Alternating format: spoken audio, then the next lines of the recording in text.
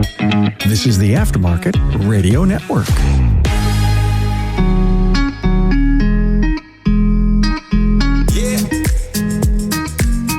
Welcome to another episode of Speak Up Effective Communication. I'm your host, Craig O'Neill. This is the show focused on elevating our communication skills in the auto repair industry. With me today is my friend, guest, and coach and mentor, Dennis McCarron from Cardinal Brokers. I met Dennis years ago when Chris Cloutier, my boss, sent me to a training with Dennis. I was over in Schaumburg, Dennis, and that was, I think it was 2018. I want to say May 2018, my friend. That sounds about right. Schaumburg, Illinois. A wonderful town if you have a reason to be there. Yep. No, it's great. But thanks for joining me, Dennis. We are going to be talking about a topic that I feel is very relevant for our industry today. It is going to be the topic of it's an acronym, folks. I know we did an episode on acronyms recently, and we're throwing another one at you. We are throwing APAC in there. And the joke I made with Dennis earlier, man, I said, I hope you're ready to APAC the crap out of people here because this is going to be really valuable. And we're going to tell you exactly what APAC means. And in addition to that, we also have our word of the day. Our word of the day for today is pragmatic. And I'll define that word after we have a word from our sponsors. Did you know the Institute helps shop owners scale to multiple locations? We're the solution for building productivity, profitability, and growth. Learn more at wearetheinstitute.com/business-assessment. AutoFlow is your partner in technology. With AutoFlow, enhance your client interactions in a single thread before, during, and after the visit. To see how AutoFlow makes it simple, visit AutoFlow.com. Are you tired of juggling multiple tools to manage your auto repair shop? Say goodbye to the chaos and hello to streamlined efficiency with AutoLeap, the #1 all-in-one auto repair shop management software. With AutoLeap, you can sell more, save precious time, and delight your customers with every interaction. Your trusted companion, ShopDog Marketing, is right by your side, attracting the best customers and building long-term growth. Call ShopDog Marketing today or visit shopdogmarketing.com. Cover your communication need and revolutionize your auto repair business with AI-driven call analytics from Inbound. Explore more at callinbound.com. Okay, we're back. Word of the day is pragmatic. It's an adjective, folks. It means dealing with things sensibly, realistically, in a way that is based on practical rather than theoretical considerations. Now, I think we probably will get into theory today, Dennis, but I think APAC is about as pragmatic as it gets for problem-solving problem or upset clients in the shop. It's true. From the training that we did before, you would know as Q4 is described in one word as pragmatic. Yes. Perfect. See, it's that I didn't even think of that when I picked the word of the day. It's so subconsciously ingrained in my brain now. That's really good training, Dennis. It's funny. I figured that as you were talking about it, I didn't see that little twinkle that you were squeezing it in. You just picked that word, and I'm like, oh, that's interesting. That was organic knowledge, planted, grown over years. That's awesome. No, so let's define APAC for our audience. A.P.A.C, what does it mean? Okay, so this will be in two parts, but APAC is another acronym, and it's acknowledge, probe, answer, confirm. And it is the scaffolding of how to have a proper argument. And by that, I mean where both parties agree on how to solve a problem and give each other responsibilities in ensuring that problem gets solved. Well, I said this is for the auto repair industry, but I think this is going to be for the world. The world needs this. Yes. It is what I would consider a life skill. Here's the interesting part about APAC. It is going to happen anyway. It's not the scaffolding because we think it works. It's the scaffolding because it's in the order of how to get a conversation done the most efficiently. Oh, wow. So it's like we're wasting time when we... It's not even an option. You're just getting rid of all of the bad things that happen in a conversation, emotional highs, and that depends on what emotional is high right now. incorrect information getting involved, information that's not pertinent to solving the problem, the more mistakes that get made, the harder it is to get at the heart of the problem. Oh, wow. Dennis, so this is for the world because it's like APAC. If you engage that first in disputes with clients, it's like skipping the war and going straight to the negotiating table. Yeah, which you could argue is more than likely getting done right now by a guy who wrote a book called Art of the Deal. Regardless of how you perceive the man in his environment, it is a man who knows how to talk to other powerful people and not lose his position in power.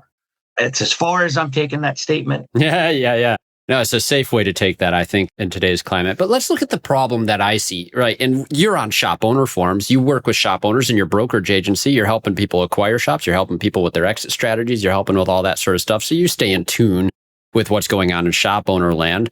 You're engaged on social media in periodic ways, some very funny ways with sports, especially. I love you. On social media, I am an acquired taste. Yes, it's definitely one that's worth sampling. Yeah, 100%.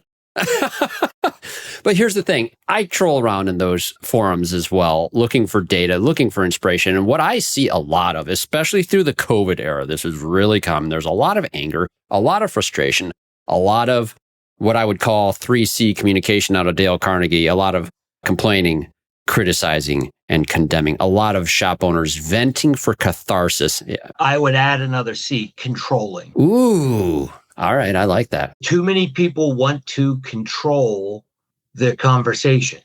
When two spouses are not in agreement as to who is in control of X, chores, the kids, the mortgage, the money, the will, the tombstones, taking the trash out, doesn't matter.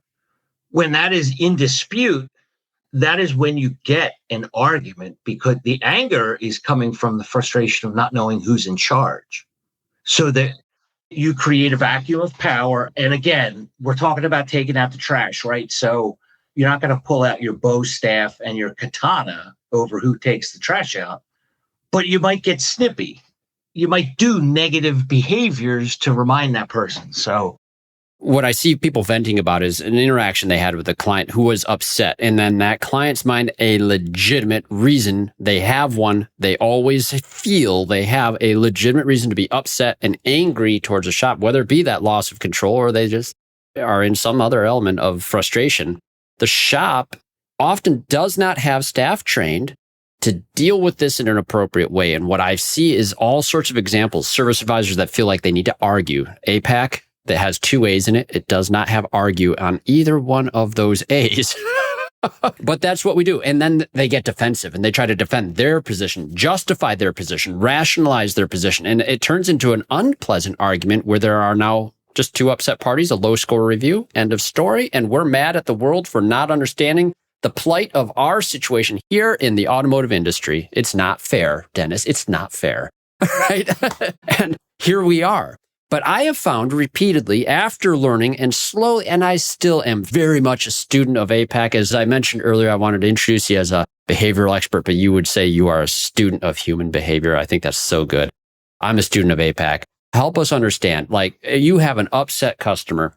Why is that first A, acknowledge? Well, I'm going to have to start a whole step backwards. In order for anybody to really understand APAC, you have to understand at least a simple model of human behavior.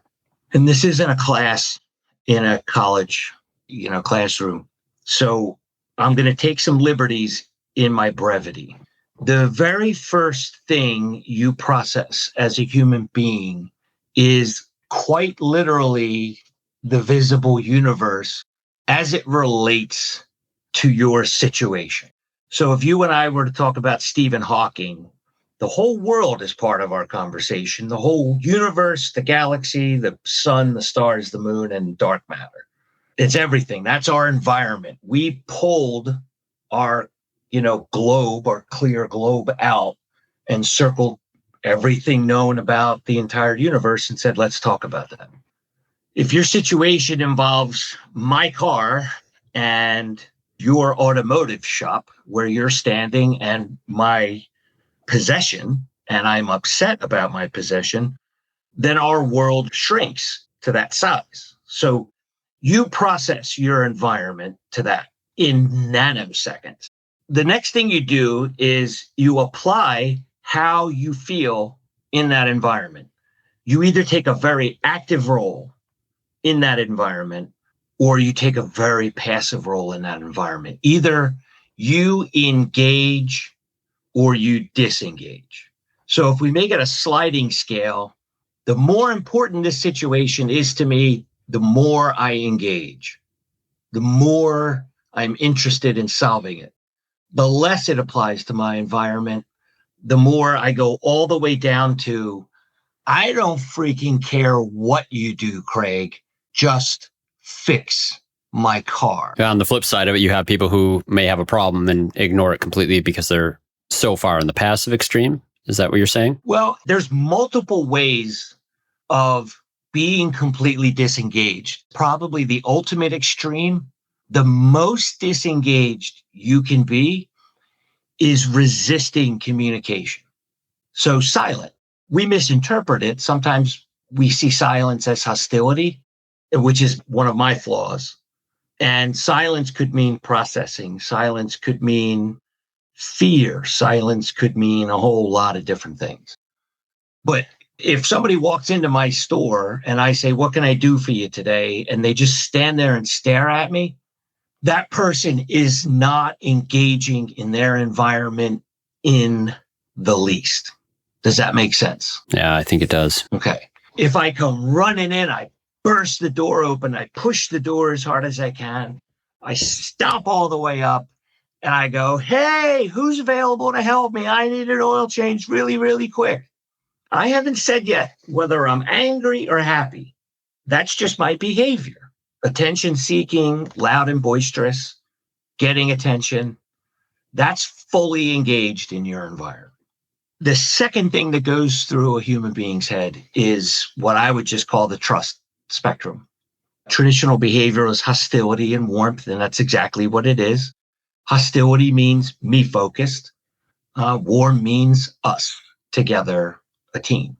So to me, that begins and ends with trust. Either I start out trusting everybody I meet, or I don't trust anybody depending on the situation. And that how many people I trust to help me is a gauge on my hostility. So if a customer comes into your store and is really, really, really angry that something went wrong with their car, they feel they have to fight the whole store. Yeah, because they have a complete lack of trust. Yeah, they may not understand that's what they're doing because their subconscious brain is doing it for them, but they have to get that initial attention but through their skill set to get somebody to pay attention to them. People usually do that in a bad way. It's kind of subconsciously, this is what their behavior's going to cause them to do. It seems like this fight or flight type of a thing type scenario. Just to recap and get on to APAC. If you assess how much somebody's engaged in their environment and how much they present themselves as trusting right now, do they they sound like they're trusting a lot of people right now? Do they look like they want to work with you to fix this problem? Or do they want to tell you exactly what you should do and leave them alone? Do they want to take control of the conversation or the environment? People that take control of the environment usually end up in the ER several times, depending on their level of hostility towards others. So if you take that, it breaks things up into 4 segments: high trust, low trust, high environment engagement, low environment engagement. That's it. So when you're talking to somebody, you have to make 2 decisions to figure out where their brain is. I can't talk about APAC unless people understand that even in its simplest form, because APAC works on all 4 behaviors. It works on everybody. But in order for you to know it's working, you have to know where their behavior is shifting. Are they becoming more trusting? Are they becoming more engaged in their environment? Are they crazy and slamming stuff? And I need them to disengage from their environment a little bit, because I can't tell somebody to calm down. That doesn't work. Oh, no, this happened to me the other day at the airport. Oh, it was about a year ago now. I was just running to the gate after a delay. It's one of those things where the connection's not going to happen, but there's a chance. I had hope. And I had hope enough to run from B terminal to A terminal. I'm out of breath. I get to a gate where my flight's supposed to be. It's not there. I go to the gate agent, out of breath, puffing and puffing. I need help. And the lady says to me, "Calm down, sir." I wasn't mad. I was actually in a good spirit. I was just out of breath. I was huffing and puffing. She said, "Calm down." I turned around. I went straight to the other counter across the way to a different lady. I said, "I need help." So what's your problem, sir? It was so much better, and I got the help I needed and found out my gate was still there. But I just was dealing with someone I knew wasn't going to help. Calm down. Someone who's been consciously aware of behavior for a very long time.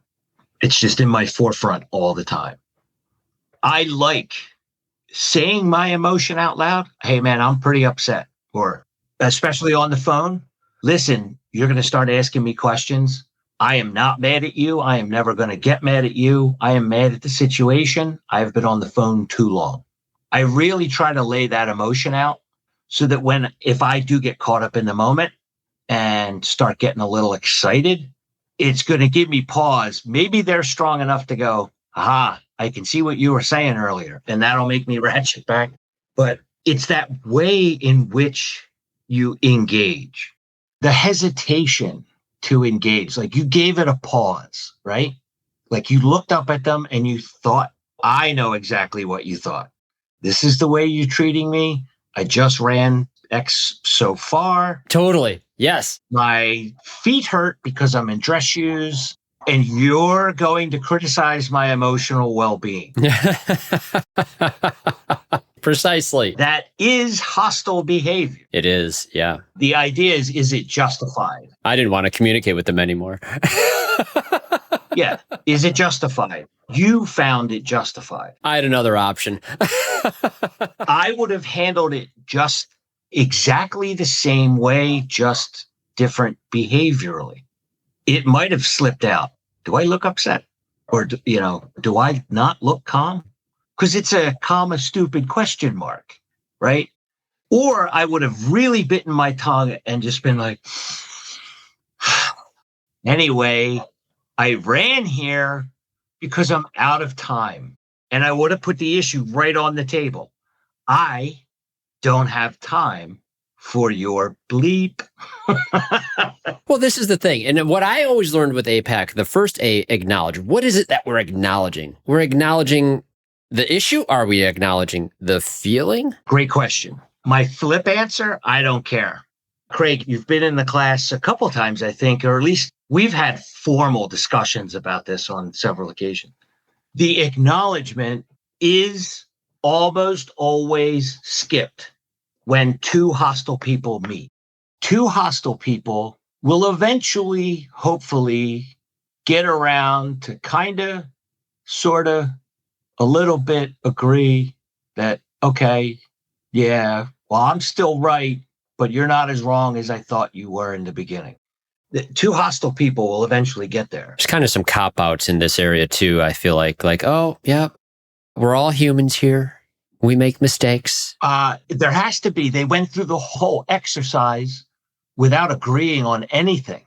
It's still awkward to agree with someone you disagree with because you never put the issue on the table. In other words, I don't care what they do. They're coming back to this exact point at some point in the future and saying, that didn't work. What did we learn? We learned that didn't work. And I'm not talking 45-minute conversations. I'm just get the details, because in the details, you find the agreement. So when somebody walks in and I assess environment and trust, if they're walking fast, they're engaging their environment. If they're staring at me, that's hostile. If they're smiling, it's assertive. Like you can make these decisions in literally 2 seconds. Yeah, without realizing you're making them. Yeah, and even if you don't get to a full conclusion, you get to this person looks a little pissed. And I know where they are, right? So the trust is very low. So don't try to be nice to them. Get to the point and get them to put the issue on the table. That's what they want to do. Chris, when he teaches our team on APAC type things, like there's, oh, you're upset. Oh, you're very upset. Right? It'll be just like this pause on that. It's like, I am. Yes. The only way I can say it is be honest. I know people that can make a joke about that. Boy, you look pissed. It drips sarcasm in there. You have the smile for that, Craig. When I smile, mine goes straight across. I can't get that like grin that you have. That type of humor doesn't work for me. So when I'm in business, I try to be serious. Right? We can have jokes and stuff, when the deal gets done. But let's be nice to each other and fix the real problem. The customer doesn't have a problem with their car. They have a problem with their life, right? The car is preventing them from living the life routine that they do every day. They prioritize God, their family, their kids, their job, their country. They prioritize all these things and the car is getting in the way. Okay. If I have to get a carton of milk in the morning because Princess, doesn't have anything to go wash her cornflakes down, I'm not in the best mood going to the convenience store to pick up a $7 little thing of milk, but I'm doing it because that's my daughter. That's my princess. I'm mad at myself, right? Like, so my emotional state just is important to the conversation. Yeah, and that's not where the shop typically wants to go. There's usually a lot of, we're focused on the car. We're focused on the car. We're focused on the car. There's a problem with the car. Dude, it's like cars. A car's a complicated thing, Mr. Client. We're doing our best. The car's not the problem. Let me put it another way, Craig, and hopefully other people understand it. A dentist. Does the dentist fix the tooth or does the dentist fix the complaint the customer's having? It's the complaint. My tooth hurts. They look at it. They figure out it needs a filling. And they explain how they're going to fix the tooth hurty, which right now it's almost 4 hurty, not tooth 30. But anyway, my daughter's 12. That joke kills at her friends' houses. Yeah, that slays at the birthday parties right now. So it just matters. You can wish it to not. And some people are good at sticking their baggage off to the side and going, I need an oil change. My life stinks right now. It's out of control. But that has nothing to do with getting my oil change done. So I'm not bringing that into the conversation, right? We literally, in my martial arts school, we had a little basket outside that says, today's problems. Leave it at the door. And I physically put my hand in my pocket and drop imaginary stuff in an empty basket. We would make the joke that don't forget to pick them up when you go home because they're going to follow you anyway. But, some people are good at that. Some people are not. But I'm the professional and it's my job to move the conversation towards conclusion. Okay, so we've acknowledged there's a problem. Let's say, how do we get to an agreement? So you have to start with an acknowledgement. Hostile people, 50% of the population, the very definition of hostility is me first. If the more hostile I am, the less likely I am to listening. So I have to get them to get less hostile. Number one, you can't be nice to hostile. They're suspicious people. That makes them more hostile. You can't warm hostility. I've heard you say this. Exactly. So what can I do? Well, if they engage their environment and they're hostile, I'm going to say, all right, lay it on me. You look pissed. I'm getting right to the point. If they kind of wander in like they're scared to be there, they don't engage their environment, but they have a look on their face, then I just know it's going to take a lot longer to get this problem out. Either way, I start the conversation off with an agreement after I introduce who I am and the formalities. To your earlier question, what agreement do we start with? I really don't care, because if somebody who wants to listen to you hears that you're agreeing with something about this conversation. Or somebody who's super hostile that needs to know, hey, dude, if you want to vent right now, now's the time to do it. So acknowledge is the most important first step for this conversation to be efficient. And efficiency's extra bonus is that emotions don't get too high. Emotions either rise or fall to where they should be for the conversation. Imagine taking on each day with a team that cares about doing more. They're motivated, skilled, humble, and hungry. They're invested in your shop's success because that success helps them do more than just sell jobs and fix cars. At the Institute, we believe a thriving business is built on its people.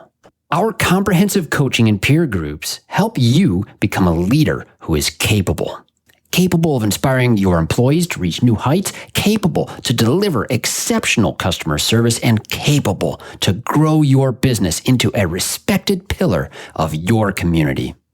Start your legacy at wearetheinstitute.com/business-assessment. It's time for today's Suck Less Spotlight from AutoFlow. Today's spotlight is on advisor eye twitches.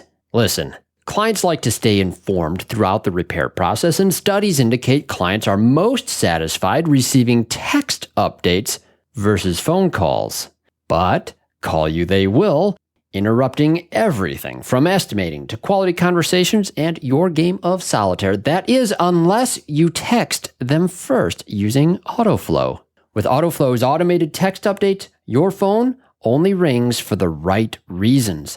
That way, with less phone interruptions, your eye twitch will definitely suck less. For this and more things that could suck less, visit AutoFlow.com. Say goodbye to the chaos and hello to streamlined efficiency with AutoLeap, the #1 all-in-one auto repair shop management software.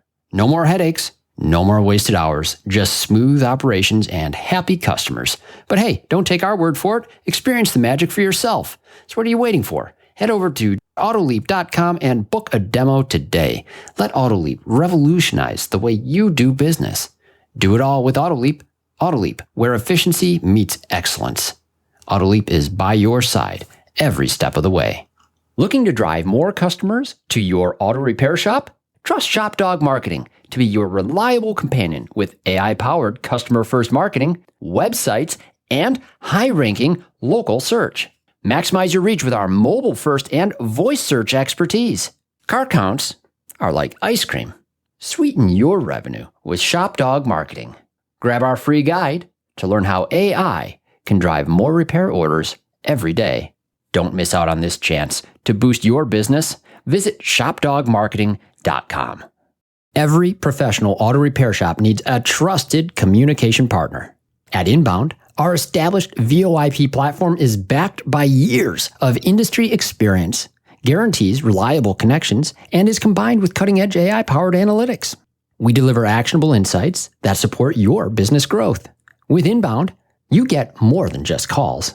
You get a smarter, more efficient operation. Get Inbound on your team today and see how we can transform your business. Visit callinbound.com. So we're acknowledging this problem. Now that's done. We've acknowledged it. We're going to get to the root of it, right? Probe is a very big step because the tool you use is the same. You're exploring data. I'm an expert in cars. That person is an expert in their car. They're the ones that came to me and said, the car I drive every day is different today. It could be a light, a vibration, a noise, whatever. It's different today. You need to fix it. I can't say, okay, give me the keys. I'll go look for your problem. That's not efficient. I will waste more time trying to just find the problem that they're looking for than I would if I spent 2.5 to 3 minutes talking to them. What can I do for you today? Yes, we do that. How long? Just not diagnose the problem. Explore the data that's relevant. If they are upset, put it on the table. I know you're upset, and that may make it hard for you to talk to me right now. But if I'm going to solve this problem, I need to know everything you know about this problem. That's how I would say it. If you just copy my words, it's not going to come off as genuine. It's just not who you are. Just like I can't do the joke. It's going to come to you in the moment if you're sincere about what you're after. I literally speak the structure. So there's a lot of the scaffolding in the way I say it because I want to be clear and concise. That's always my goal.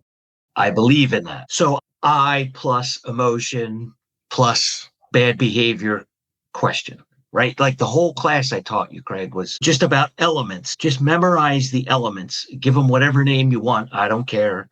But the elements are what's going to get you through the conversation. So the element is acknowledge. Whatever ends up being important in the conversation. If the customer's emotional state is the problem, then acknowledge the problem. If it's time, acknowledge time. If you can't figure it out, acknowledge something. Hopefully they'll correct you. And then you probe, you talk about it. Tell me everything you know. Describe it in vivid detail. Tell me more. Whatever you can get that you, as a professional, you think is relevant to the problem. And again, I don't care if you're talking to an employee or a customer or a vendor. Yeah, it can be literally any problem that anyone's having to discuss. It doesn't need to be a problem with a car. Yeah. And easy problems are easy to solve, right? Customer comes in. Hey, Craig, how you doing? Did you watch the Super Bowl? No, my team wasn't in it. Oh, you didn't? My team was. Go Birds. We won. So I had a great weekend. I need an oil change. You know the drill. Here's the keys. I'll be back at 5. Was that a good conversation? We've had better, Dennis.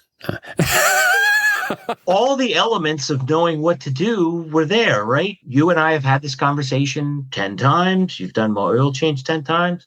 I always pick it up at 5. There's a routine here. So what you're trying to do is establish a routine. I hate the word salesperson in this industry. It's terrible.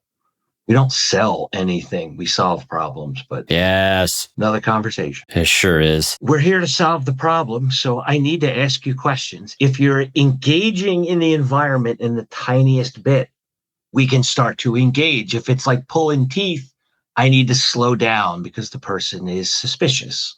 If they're talking too fast and giving me too much information, you can do things like summarize. You can get them to slow down or just ask them, listen, it looks like you're really excited, but I want to get all the details. Can you slow down a little bit for me? I need to type. But just talk to them. You're a pro. You don't need to be thinking about how much the tie rod end is going to cost from Napa or how much the brakes or, the prices are different. Just talk to them. Talk to them, get that data. So acknowledge, probe, 2 huge pieces of it. It's like the majority of this is all at the top of this acronym. Yeah. So for a summary, acknowledge is the most important. Probe should be the longest segment of the conversation. If you could ask all of the questions necessary for probing in 12 seconds, this should be the easiest problem to solve in the world. I need an oil change. Is by 5 okay? Sure, I'll call you. That's an easy conversation, right? That one is. But when we start throwing in emotion and people that are bad at bringing baggage into conversations and all this other stuff that you don't know about and probably never will, if I'm mad at my local automotive mechanic and owner, I'm not going to go into stories about my aunt and my sister and everything that's going on in my life. But I'll at least say, listen, just take care of this. And I'm sorry I'm being a jerk. I got a lot going on right now. I'll get to that point. The idea is, can I get there efficiently to where I didn't have to spike? And instead of putting the issue on the table, spiked it like Gronk because I let my emotions get all bottled up. Yeah, and people spike, though, and we don't want them to do that. And that's the whole purpose of this phase. You know when they spike the most? And they say, calm down. When the process is out of order. Ah, okay.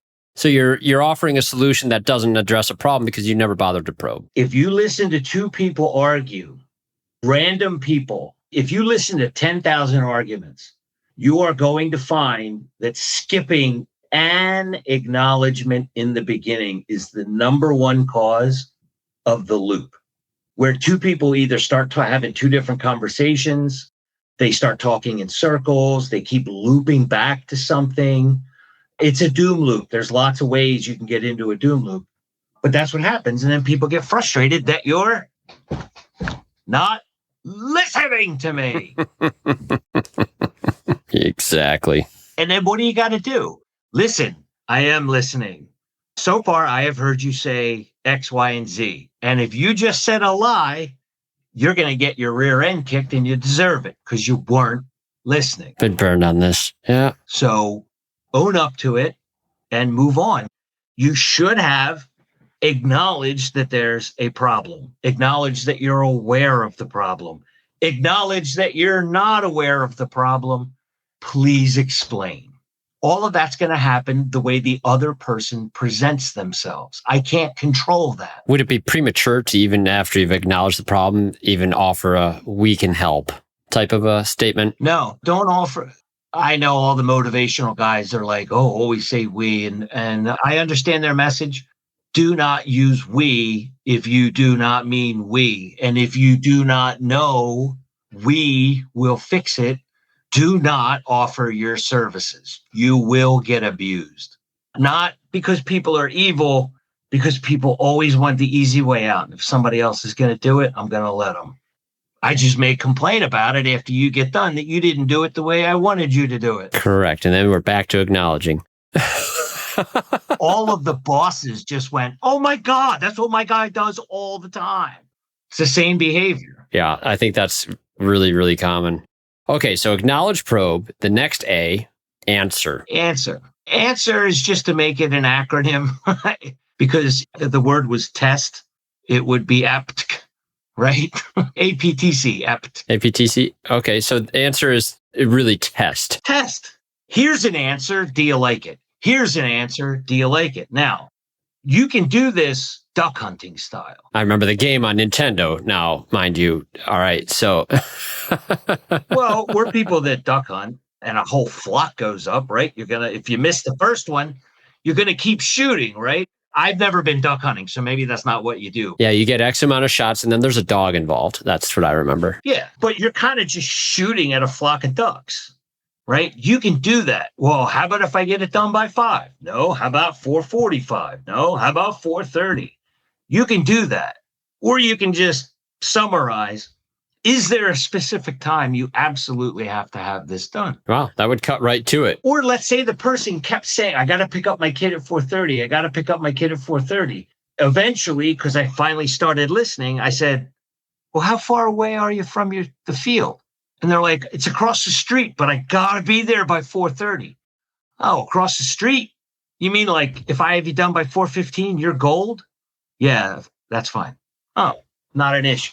Now, I got to pick up my kid at 4:30. I got to pick up my kid at 4:30. I got to pick up my kid at 4:30. Where's your kid? 2 states away.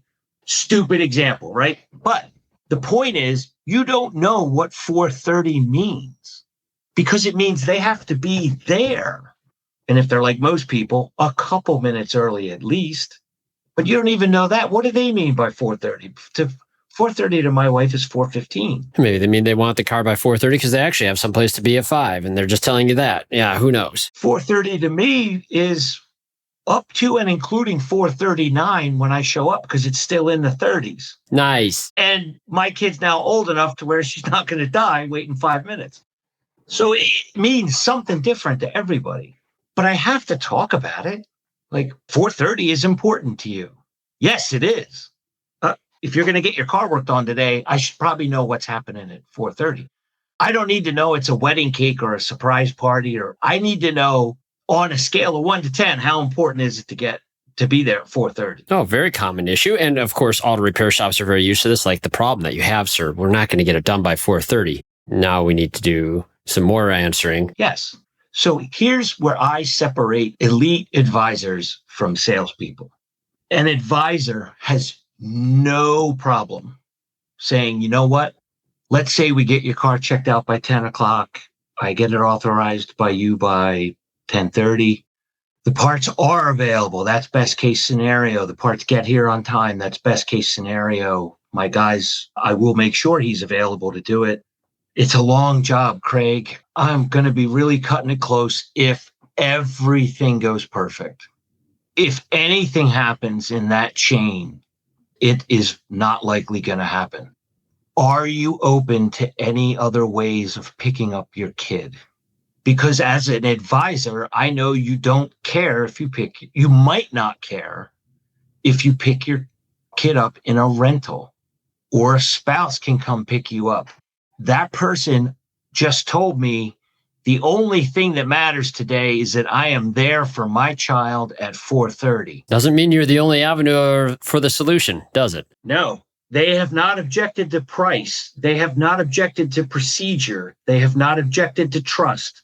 They have not objected to anything, but I have to get my kid picked up at 4:30.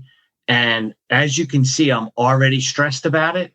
The closer I get to 4:30 and I'm not standing on that field, the more frustrated I get. Yeah, but the unskilled advisors, as you well know, would happily set an unrealistic expectation, hoping it all goes according to plan. Well, what's the difference between a trusted advisor and a salesperson? Motivation. Motivation, okay. What's the motivation of a trusted advisor? They want to be honest. And yeah, so trust is going to be the high thing. And if you break that, you're not getting the repeat, are you? I can make mistakes. I can fix it and get your trust back. The first 3 or 4 visits, I got to nail it. Let's face it. If I go 3 times to a shop to get an oil change and the first 3 times, there's always a problem. I don't care how nice you are. I'm not coming back. That's my car, man. I can't do this. I'm sorry.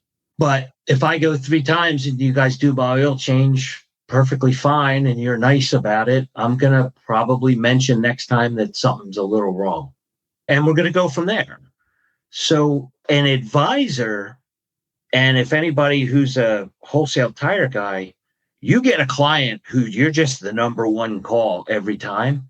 You don't have to work for that sale. You're working for their trust, which you already have. It's the easiest thing in the world.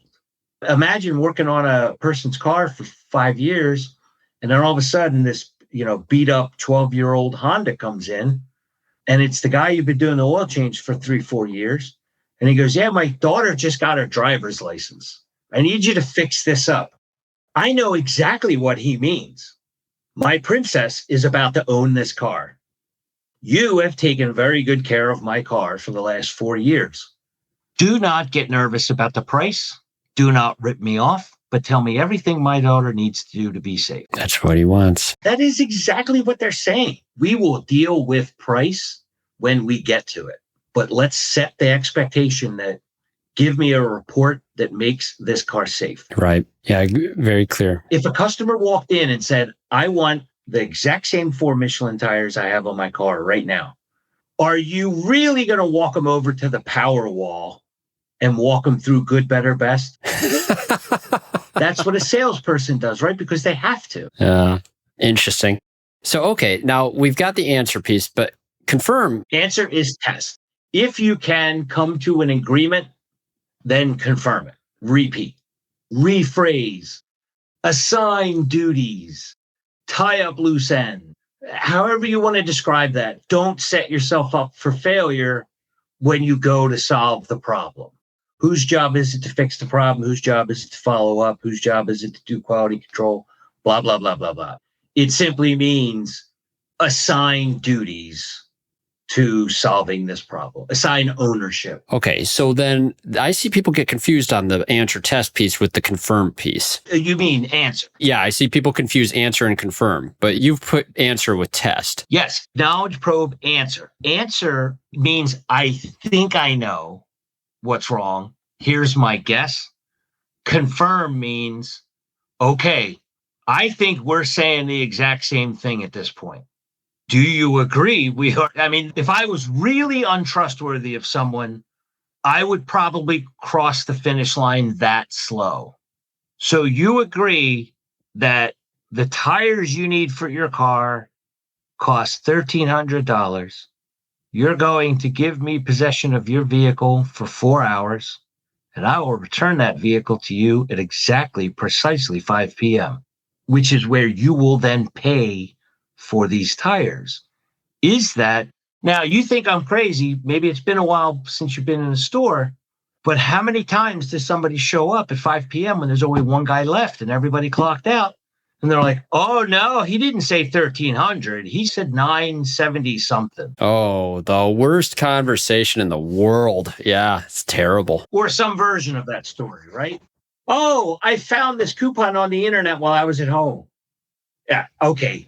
Do you not honor the coupon? You and I can have a decent discussion on whether you should be obligated to or not. We agreed on the price, but that's another story. So, yep, sure is. That'd be a fun trail to go down. Answer is a guess. Confirm is let's not make mistakes in communication that will lead to us unnecessarily returning to this problem. Sometimes coming back to the problem is a part of solving the problem. Yes. And we've used a couple rational examples of problems that in the context of even just a routine conversation in the shop and a routine sales process. But the point is, and I think it stands very clearly, is that the APAC model it's just for any interaction where there needs to be an agreement, where a commitment is being made. This works, and it can overlay over into anything like that. It doesn't have to be a problem customer or even an upset scenario. No, it's legitimately a life skill. If you really want to boil it down to why one of the reasons humans make mistakes is you've got that phrase, well, I just had a feeling. Craig, I've known you for over 10 years. It's got to be it now, 10 years. Probably only met 4 or 5 times, but I could monkey you if we were to meet at a bar. And because I know you as a person, my trust in knowing who Craig is extraordinarily high. You're a consistent human being. We've had good, deep conversations. We see the world very differently in many cases, but I don't question your character and your sanity as to how the world works in your view. You have your reasons for saying and believing and doing what you do. You run around with a 100-pound sack on your back. I think that is insane. 50 at most. That's insane. You do it for fun. Like, you're sick in the head. Someday we're going to get you rucking, man. It's going to be great. No, that day will never come. Are you saying it's rucking crazy? It's rucking nuts. But I hope I've done a good job. How much do you trust the people in the room? And how far are you willing to take action to get something done? When you combine those two things, the best of us, the way we describe heroes, real heroes, not in books. The hero always dies in books. Even Superman died. It's just in a book, so they brought him back to life. That doesn't happen in the real world. Heroes are heroes because they took action at the complete disregard for self. There it is. So fully trusting that saving someone else from a fire is worth my own life and doing all the things necessary to do that. Now, we apply that to like football, and Saquon Barkley is a hero. Well, he's a really good football player, and I've known him since Penn State, and he's an awesome human being. He plays football for a living. I'm not calling the guy a hero. Well, he's a hero to Philadelphia. He's a really, really good sports player who's a really good dude. Hero to me is one of those, like, this from me, calling someone lazy. Oh, yeah. I learned never call someone lazy. Never. It's a fire word, right? Like any work you did to bond with someone at a molecular level is gone when you apply terms like lazy, stupid, all those things. They're overly generic accusations of bad behavior, and it's not good news. Heroes to me is in that same field.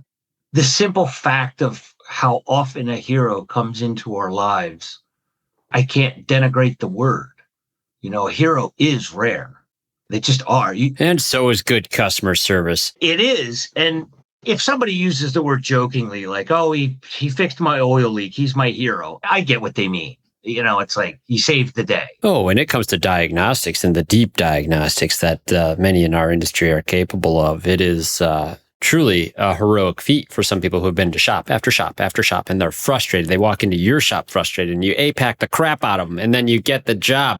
And you solve the problem, and it was a confirmed problem. You could almost overlay APAC into a diagnostic routine. Craig, it is. It's a process. The funny thing is it's a process that's going to happen whether you like it or not. It can either go APAC, or it can go A.C., A.A., A.C., P.A., A.P.A.C., A. You can keep the loop going if you want. But if you want to do it right, you spend about, 12 seconds on acknowledging. At the most in my whole life, I think 1 minute on some really, really difficult conversations. Then the actual conversation depends on how big a problem it is, from a complexity issue to an emotional issue. Anything in automotive, I can't understand why anything with a customer would be longer than 7 to 10 minutes. And I can't imagine a conversation with an employee that after 12 or 15 minutes, I don't just say, you know what, this is starting to go on long. And we've made good progress or we're not making any progress. Let's cap it. We'll come back to it in 2 days, 3:00, put some subconscious energy into it and come back. There's no way I'd want to get into a fist fight for a half an hour. Craig, you know what sparring in martial arts is like. Oh, your shoulders are going to get tired. Did you ever fight for a half an hour straight? The worst was in the black belt test where you had multiple opponents and you were already wiped out from all the other stuff. And now I think it was probably a good 10 minutes of multiple opponents. It might as well have been a half hour. It probably wasn't even 10 minutes. And maybe not. Yeah, you're probably right. It probably closer to 5. Yeah. You can only fight someone for so long. And whether it's mental or physical exhaustion, it just sets in. That's why I'm not getting into like negotiation 101. We're talking about, telling customers how to fix their car and how to get employees to just be nice. And how to not get low score reviews. Yeah. Yeah, just be nice. Let me walk you through the module on not being a jerk. It's just not the reality. Yeah, it's like phone skills. I understand phone skills are important. I understand phone skills need to be professionalized. But if I'm literally teaching you how to answer the phone, this 50-year-old me is not getting through this conversation. It's just not. Like, you have to bring that to the table. If you're 16 and this is your first job, that's an awesome thing. I will teach you how to answer the phone before you develop any bad habits. That's great. I was talking with a guy today from outside the industry, Dennis. I'm hoping to have him on as a guest. And he was basically saying, like, people in other industries, like service advisors in some of these shops, like, they're not nice. They're not nice. They're curmudgeons and they're crusty. You know what they're not good at? They're not good at putting their problems in the basket before they pick up the phone. Sure. Oh, yeah. And they're controlling. That's what controlling does, right? If you're controlling, you never let anything go. Then now that every customer that walks through that front door is a new problem. At some point, Craig, you just said it, your shoulders are going to start getting tired. You're going to start getting cranky. I know we agreed at the beginning of this fight that I'm going to pull punches to the face and only land them on the body, but pow! I'm getting tired. Oh, brother. So, man, Dennis, like, we could go all day because I love our deep conversations. We are going to have a bar conversation on one of these points, man, someday. Golly. So I got a question for you just for fun. If you could revise the quote that I'm about to give you, what would you have the final statement be? Put down that coffee. Coffee is for... I was thinking something like, coffee's for acknowledgers only.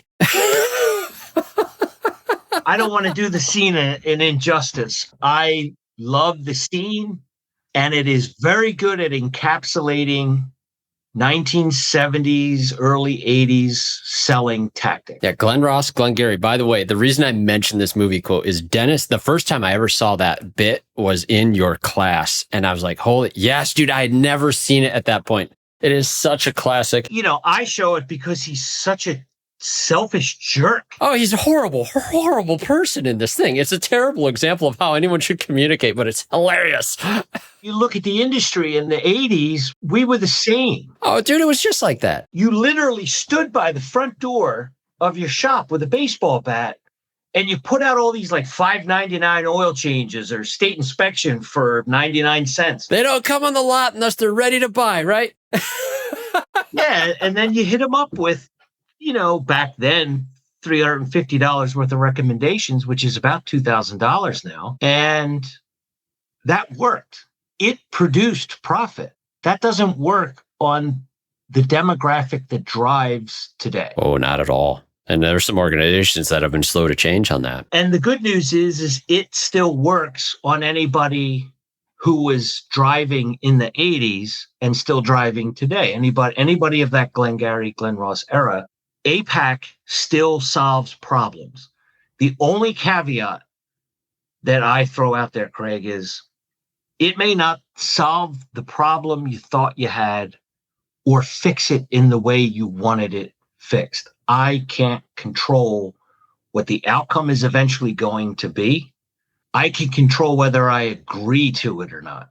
So if the only outcome is that I did an oil change and now you think your cat's pregnant, I have to take the cats, fine. But if I have to pay you alimony for those cats or, whatever joke insert here, like any crazy thing, I'm just not going to agree to that. You can leave it on the table, but we might as well stop talking because I want to get to that in the beginning as much as I can. Some people still need to think through the problem, and APAC helps that. But I need to know what's on the table right in the beginning. Right in the beginning. Because if you're rucking nuts, then none of my solutions are going to help you. You just want to complain. Yeah. And that's sometimes, and you might realize that as you get into that, you probably can get through it pretty quick. You'd be surprised how many people is like, okay, well, I'm here. I'm ready to listen. What's your problem? And they're like, I just was here for an argument. Yeah. The guy left a gob of grease on my steering wheel. Yeah. I just wanted to bitch about it. Okay. Would you like me to clean it? Yes. Would you like me to bring you out so you can see that it's clean before I walk away so you don't think I was kidding? You would do that. I would absolutely do that if the guy complaining that I left grease on his steering wheel would be happy and then not go home and bash me on Yelp. Yes. I'm so glad you did that with a bit of a New England flair accent there, because this is so typical of what I expect conversations like in the shops over there. The accent comes from the actual story I'm telling in my head. Oh my gosh. It was a real play. Oh, brother. Well, Dennis, here's what's got to happen. We're going to figure out a script where we're going to redo the Glen Ross, Glengarry thing, and there's going to be on the chalkboard seeing it's going to have A.P.A.C. No. I love that movie, but... You love it too much, don't you? It'd be like it's sacrilege, wouldn't it? But Alec Baldwin has no clue what APAC is. No, for sure. In the movie or in real life. He is a bully. In the movie and in real life, you would know him as Q1. I think it's why he can play the role really well. It is. You would know him as Q1. Other people would know him as dominant, hostile. He's just that guy. He doesn't care about other people. Dennis, we could do this all day, and I will invite you back because we are definitely going to have more of these conversations. And for our listeners today, I just have to say thank you so much for your attention on all these things. I think this is a very, very valuable lesson. And Dennis is one of these minds that having access for me, it's been really, truly a blessing. I tell my wife and kids all the time, when I do get to meet with you, just to meet with you, it's like, yeah, I talked to Dennis today. So, good. How's he doing? He's doing great. Well, I feel great every time I'm done talking and all that. So thank you, dude. And thank you. Oh, absolutely. I first heard of Dennis McCarron. Chris pointed me to your episodes that are on Carm Capriato's Remarkable Results Raters. I can't remember the episode numbers, but if you go on remarkableresults.biz and you want to look up Dennis McCarron's episodes, you will find him there. Some wonderful, wonderful wisdom when it comes to communication and understanding people. I just can't think of anyone better to bring in on this. But folks, remember, we do have other shows on the Aftermarket Radio Network. We have Matt Fonslow with diagnosing the aftermarket A through Z, the deep diagnostic guy. I think he's got a scaffold for this stuff similar to an APAC model for figuring out cars. Every good technician has scaffolding. Oh, absolutely. And we also have Hunt Demarest with his Business by the Numbers. We have Brian and Kim Walker with the Auto Repair Marketing Podcast and the Weekly Blitz with Coach Chris Cotton. I just did another conversation with Chris the other day as well. So wonderful thing. And don't forget, Remarkable Results Radio. Carm Capriota already mentioned here for Dennis's episodes. And of course, once again, thank you so much to our sponsors. Oh, and Dennis, thank you so much too. This is just awesome. Now, everybody, get out there. Don't forget, listen up before you speak up. And APAC the crap out of everyone out there. You can do this. Thanks, Dennis. You got it, Craig. You've been listening to Speak Up, Effective Communication with Craig O'Neill on the Aftermarket Radio Network. Follow Craig on your favorite podcast listening app and on his YouTube channel. Let him know what you'd like him to speak up about. Craig is all for advancing the automotive service aftermarket.